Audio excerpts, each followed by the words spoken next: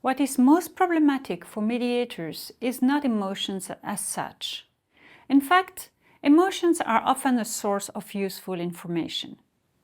Indeed, the emotions that the parties express often reflect more adequately their true motivation and interest than what the parties say. Indifference, for example, is a sign of a party's lack of interest for the issue under discussion. Conversely, anger and irritation indicate how much the issue matters to the parties. Similarly, the joy that a party expresses with regard to an agreement reached is an indicator of that party's degree of satisfaction, whereas disappointment suggests that the party is not satisfied and that there is therefore a risk that the agreement will not be ratified or that it will be ratified but not honored. Mediators can therefore use the parties' emotion to better understand them.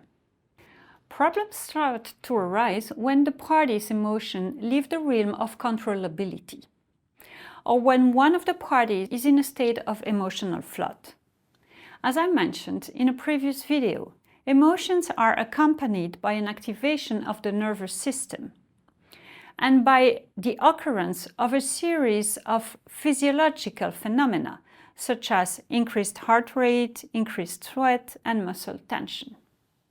Although normal, these phenomena can become problematic when they exceed a certain threshold and they turn into an emotional flood. Emotional flooding describes a state in which the system is overloaded with emotions to the point that the individual is no longer able to function or think properly. Emotional flooding in conflict situations usually occur when a fundamental aspect of the individual's identity or value is being challenged. The individual might feel unfairly treated or deeply misunderstood, which causes the emotion to spill over. Emotional flooding is like a person who's very hungry or very thirsty or under a lot of pain. When a person is overwhelmed by an internal phenomenon like hunger, thirst, or pain, any objective other than the one pursued by the visceral factor becomes secondary. Decisions are made solely on the basis of it, and all behaviors are directed towards the achievement of the visceral goal, regardless of whether or not these behaviors ultimately serve the person well. A person overwhelmed by anger may, for example, become rude or aggressive, even though impoliteness or aggression will be highly detrimental to him or her, for example, if they are directed at a supervisor.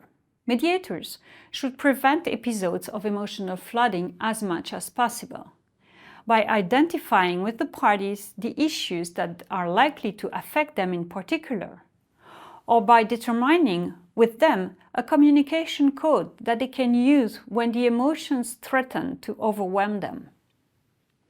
If in spite of these precautions, the flood should nevertheless occur, a pause in mediation will be necessary to allow the emotions to decrease before discussing these sensitive issues again.